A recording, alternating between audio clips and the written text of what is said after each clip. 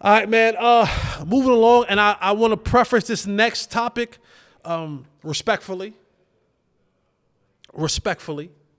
Talk about Marvin Harrison Jr. Respectfully. I want no smoke. So I will watch my mouth as I tread lightly, talking about junior, senior. I want no smoke. So I say all of this respectfully. But Marvin Harrison Jr., Maserati Marv, as Gus Johnson calls him, he has decided, not only will he not do anything except the medicals at the combine, we know that, but most people who have something going on say, you know what, not doing the combine, going to wait till I get to my pro day where everything is in my favor, my campus, my everything. More comfortable, I kind of control a little bit more. Maserati Marv and company says, we ain't doing nothing. We ain't running for you. We ain't lifting for you. We ain't three-coning for you. We ain't broad jumping for you. You ain't seeing me run a route, and I ain't catching a football. And I am not sitting in your little meeting rooms either. And you ain't put me on the board to draw up your little plays. Maserati Marv and family has said, we ain't doing none of that. Marvin Harrison Jr. right now is still projected to be a top 10 pick.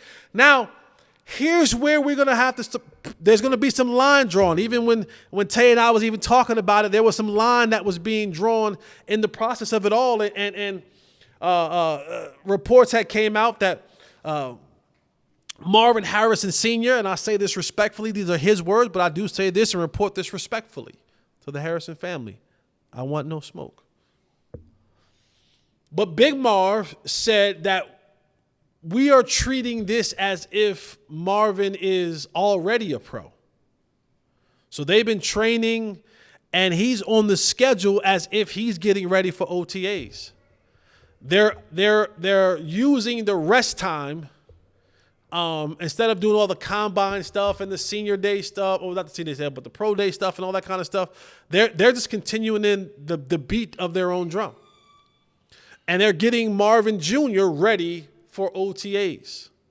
Now, I think Marvin will still be a top 5 pick, probably head somewhere like to Arizona. But this does raise the question.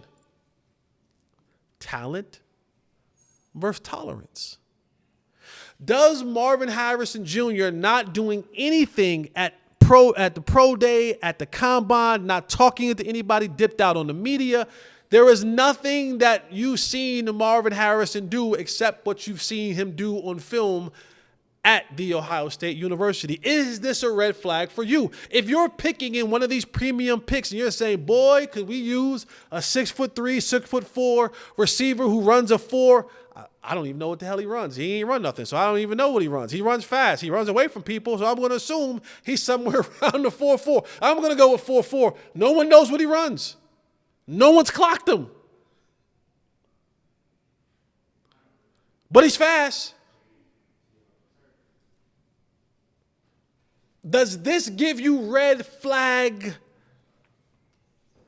symptoms for a guy who has said, no, I'm not. Y'all already see me do my work.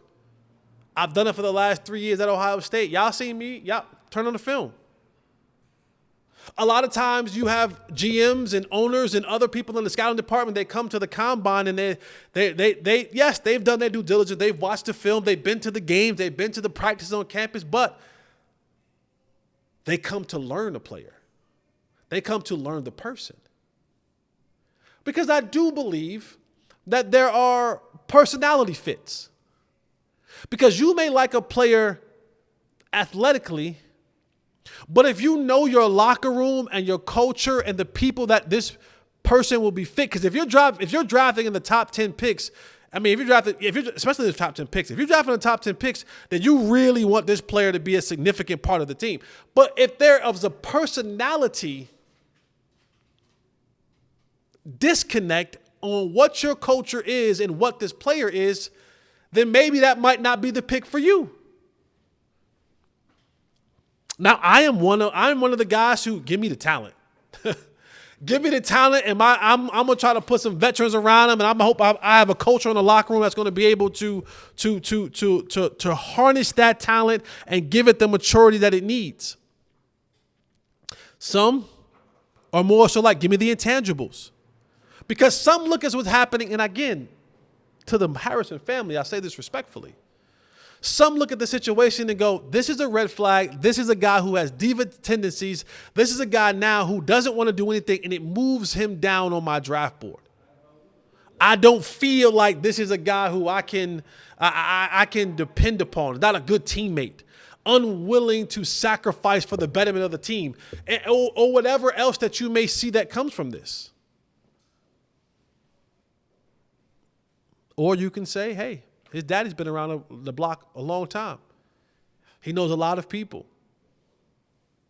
GMs have probably spoken to Pops or Peyton Manning or whoever else, Brian Day at Ohio State and receiver coaches and whoever, all these different things. But I do think going forward, you're going to see more things happen like this. I'm not saying it's going to be a herd of people, but I think more and more guys who have kind of solidified themselves at the top 10 pick, and I might have said this before in this thing because of the way that the pay is scaled now. I know what I'm going to get if I'm the 5th overall pick. I know what I'm going to get if I'm the 7th overall pick. The days of I can negotiate all the different kind of numbers are dead. That left after Sam Bradford. That rule has changed. Everything now is slotted. So just look at what the guy got last year at the number 4 overall pick. That kind of look just like that. The money will be a little bit different because the salary cap goes up and the money goes up every single year. But it's going to look very similar to that. The years, the 5th-year option, what that number looks like, all the different things that come along with that. You may be able to change some little bit of the verbiage in it because of the position that you play. But for the most part, 80, 90% of that contract will look the exact same. But I do think we're going to see more people have Marvin Harrison Jr., respectfully, type tendencies coming towards the pro day, the scouting combine going forward. Now, maybe not get rid of everything, but maybe just like, you know what? I got a lot of film out there. I'm not doing all this running around. I'm getting ready for the league. But we'll see.